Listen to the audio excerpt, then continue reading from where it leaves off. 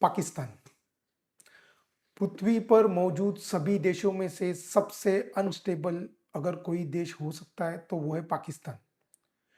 Powerfully unstable, उसके जैसा देश ही नहीं है। क्या उसके पास न्यूक्लियर वेपन्स है। उसके बाद भी वो अनस्टेबल है। क्या उसके पास स्ट्रांग आर्मी है? बिल्कुल है। लेकिन उसके बाद भी वो अनस्टेबल है। उसके पास 25 करोड़ की आबादी है, यानी कि 25 करोड़ का मार्केट, और उसके बाद भी वो अनस्टेबल है। क्या पाकिस्तान हमेशा ऐसा था? नहीं। 2020 के दशक में पाकिस्तान ने अपनी ताकत दिखाई थी। उसने बीजिंग के साथ भी क्लोज टाइज बनाए थे और वॉशिंगटन के साथ भी संबंध मजबूत किए थे। और ऊपर से इस्लामिक वर्ल्ड में उसने अपना एक नाम कमा लिया था as a major Islamic power. लेकिन उसी समय देश के अंदर डेडली चीजें चल रही थी। एक तो उसको यह समझ में आना चाहिए कि वो बिल्कुल न्यूक्लियर राइवल के सामने खड़ा है, यानी कि भारत, जो उसको कभी भी बर्बाद कर सकता है। वो हमेशा एक टोटल डिस्ट्रक्शन के खतरे के करीब रहता है। इस बात को उसको समझना पड़ेगा। क्या पाकिस्तान एम्बिशियस देश है? बिल्कुल है। वो चाहता है भारत की तरह वेल्थ, वो चाहता है भारत की तरह ग्लोबल इंपॉर्टेंस, वो चाहता है भारत की तरह पावर। वो जो भी भारत के पास है वो सारी चीजें उसको चाहिए। लेकिन उसका सक्सेस एक ही पल में शायद हो सकता है कि गायब हो जाए। हर दिन पाकिस्तान के लीडर्स एक टाइट रोप पे चलते रहते हैं।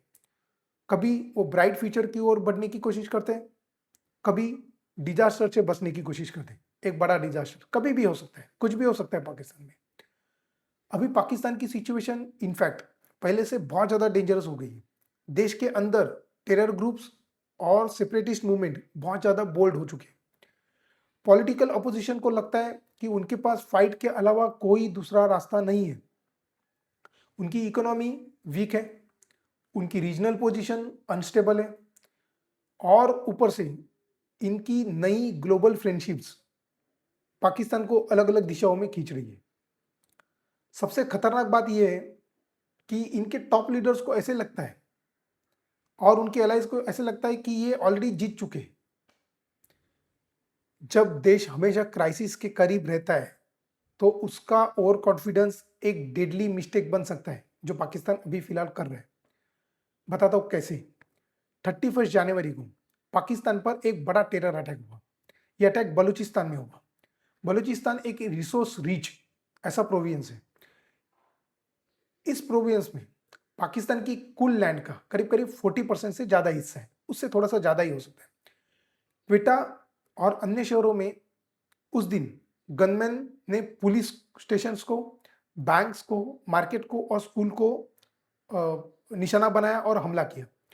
उन्होंने उसमें बॉम्ब्स यूज किए, उन्होंने उसमें राइफल्स यूज किए, उन्होंने उसमें सुसाइड वेस्ट का इस्तेमाल किया। दर्जनों लोग मारे गए। गवर्नमेंट के अनुसार 35 से ज्यादा लोग सिविलियंस और 22 से ज्यादा लोग सिक्योरिटी मेंबर्स मारे गए। अटैक करने वाले ग्रुप ने ज्यादा नुकसान होने का दावा किया।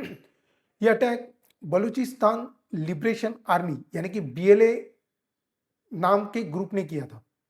बीएलए यही काफी जो सेपरेटिस्ट ग्रुप में उसमें से एक है, लेकिन बहुत पावरफुल है। वो क्या चाहते हैं? वो चाहते हैं कि बलोच को इंडिपेंडेंट स्टेट बना दो। उनको चाहिए इंडिपेंडेंस, उनको चाहिए स्वतंत्रता। उनका यह कहना है कि बलूचिस्तान में बहुत नेचुरल रिसोर्सेस हैं, लेकिन उसका फायदा पाकिस्तान कभी भी लोकल लोगों को होने ही नहीं देता। पाकिस्तान सिर्फ अपना फायदा देखता है। अटैक के बाद सिक्योरिटी फोर्सेस ने स्ट्रॉन्ग एक्शंस लिया जरूर पाकिस्तान की। कई दिनों तक गन बैटल भी चली। गवर्नमेंट के अनुसार काफी मिलिटेंट भी मारे गए।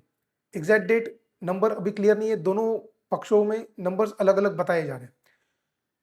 अब ये जो अटैक हुआ है, इससे दिखता है कि बीएलए अभी भी स्ट्रांग है, मतलब वीक नहीं है।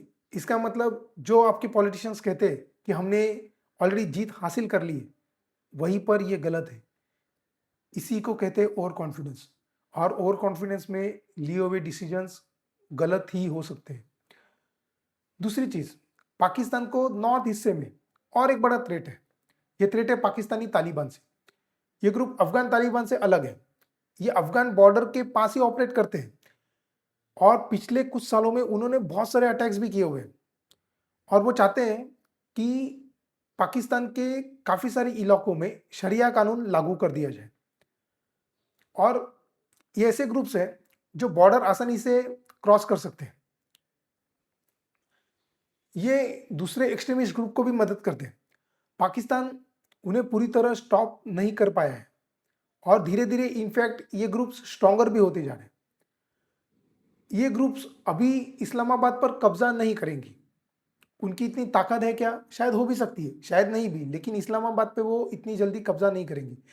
उनको इंटरेस्ट है पाकिस्तान के वीक होने में, क्योंकि पाकिस्तान के वीक होने में ही उनका फायदा है। पाकिस्तान की इकोनॉमी कई सालों से क्राइसिस में है, इन्फ्लेशन बहुत ज़्यादा है, कॉस्ट ऑफ लिविंग बहुत सारी बढ़ चुकी है और कई लोगों को लगता है कि गवर्नमेंट करप्ट है, जो सच है। पॉलिटिकल सिस्टम पे प्रेशर पूरी तरीके से बना हुआ है और ऊपर से इन्होंने former prime minister Imran Khan को जेल में रखा है। मीडिया फ्रीडम वहाँ की बिल्कुल कम हो गई है, लोगों में गुस्सा बढ़ रहा है।